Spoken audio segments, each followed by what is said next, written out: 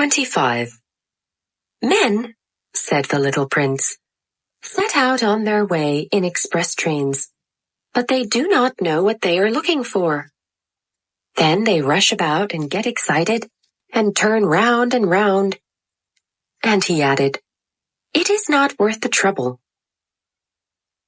The well that we had come to was not like the wells of the Sahara. The wells of the Sahara are mere holes dug in the sand. This one was like a well in a village. But there was no village here, and I thought I must be dreaming. It is strange, I said to the little prince. Everything is ready for use. The pulley, the bucket, the rope. He laughed, touched the rope, and set the pulley to working. Do you hear? Said the little prince. We have wakened the well, and it is singing. I did not want him to tire himself with the rope. Leave it to me, I said. It is too heavy for you. I hoisted the bucket slowly to the edge of the well and set it there, happy, tired as I was, over my achievement. The song of the pulley was still in my ears, and I could see the sunlight shimmer in the still trembling water. I am thirsty for this water, said the little prince. Give me some of it to drink. And I understood what he had been looking for. I raised the bucket to his lips. He drank, his eyes closed. It was as sweet as some special festival treat. This water was indeed a different thing from ordinary nourishment. Its sweetness was born of the walk under the stars, the song of the pulley, the effort of my arms.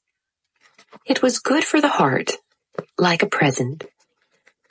When I was a little boy, the lights of the Christmas tree, the music of the midnight mass, the tenderness of smiling faces used to make up so the radiance of the gifts I received. The men where you live, said the little prince, raise 5,000 roses in the same garden, and they do not find in it what they are looking for. They do not find it, I replied. And yet what they are looking for could be found in one single rose or in a little water. Yes, that is true, I said. And the little prince added, but the eyes are blind. One must look with the heart. I had drunk the water. I breathed easily. At sunrise, the sand is the color of honey, and that honey color was making me happy too.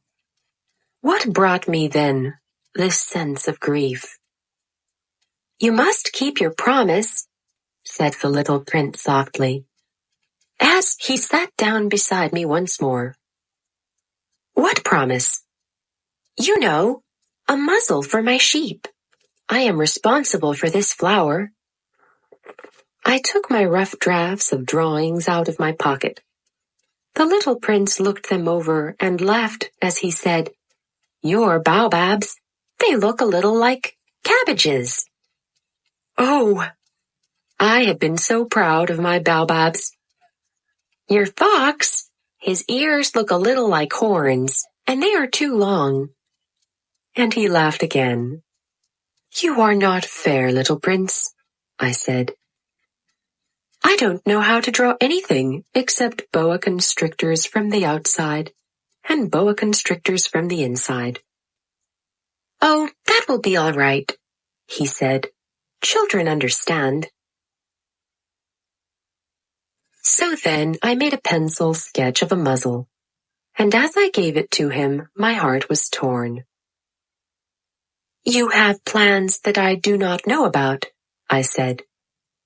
But he did not answer me. He said to me instead, You know, my descent to the earth tomorrow will be its anniversary. Then, after a silence, he went on. I came down very near here. And he flushed. And once again, without understanding why, I had a queer sense of sorrow. One question, however, occurred to me. Then it was not by chance that on the morning when I first met you a week ago, you were strolling along like that all alone, 1,000 miles from any inhabited region. You were on the way back to the place where you landed? The little prince flushed again. And I added with some hesitancy, perhaps it was because of the anniversary? The little prince flushed once more. He never answered questions, but when one flushes, does that not mean yes? Ah, I said to him, I am a little frightened. But he interrupted me. Now you must work. You must return to your engine. I will be waiting for you here. Come back tomorrow evening. But I was not reassured. I remembered the fox. One runs the risk of weeping a little if one lets himself be tamed.